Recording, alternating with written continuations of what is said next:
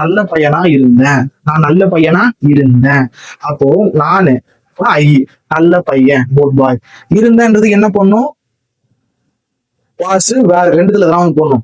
So இது single plural base பண்ணி தான் இந்த ரெண்டுமே இருக்கு. கரெக்டுங்களா? ஐன்றது ஒரு ஆளு தான், நானே. அப்போ வாஸ். சோ வாஸ்ன்றது போட்டாச்சு. ஐ வாஸ் குட் பாய். நான் நல்ல பையனா இருந்தேன். Next she cute. நம்ம என்ன பாஸ்ட் தானே இது. அப்போ அதாவது அவள் கியூட்டா இருந்தா, அவ கியூட்டா இருந்தா. அப்போ ஒரு பொண்ணுன்றதுனால என்ன பண்ணணும்? வாஸ் போட்டணும். வாஸ். She was cute. அவள் கியூட்டா இருந்தா. புரிஞ்சுங்களா? யூ. யூனா நீ. அப்ப நீனால என்ன சொல்லிடுவோம்? யூனால ப்ளூரல். சோ ப்ளூரல் கான்செப்ட் வேர்.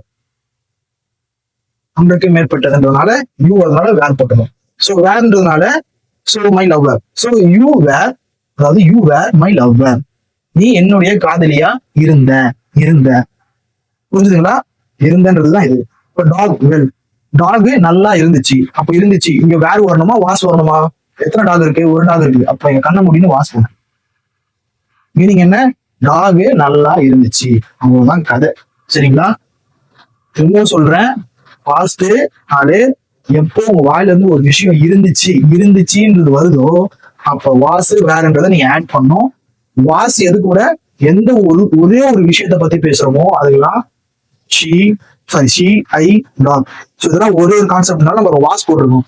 இப்போ இங்க ப்ளூரல்னால, அதாவது யூனா ப்ளூரல். சரிங்களா? இந்த யூக்கு பதிலா வி ப்ளூரல் தான். ஆனா இந்த விக்கு பதிலா இங்க இட்டு போட்டா கரெக்ட் ஆகுமா? ஆகாது. இட்டுன்றது ஒண்ணு. சரிங்களா? இதுன்னு சொல்லுவோம். கரெக்டுங்களா? சோ ஒரு விஷயத்த இட்டுன்னு சொல்லும் போது இங்க என்ன மாறிடும்? ஆட்டோமேட்டிக்கா பாருங்க, என்ன மாறிடும்? வாசா மாறிடும். இப்போ இங்க ஐய தூக்கிட்டு பாய்ஸ்ன்னு போடுறேன். இங்க என்ன ஆயிடும்? ஒரு பையனா நிறைய பசங்கன்றதுனால ஆட்டோமேட்டிக்கா இங்க என்ன ஆயிடும்?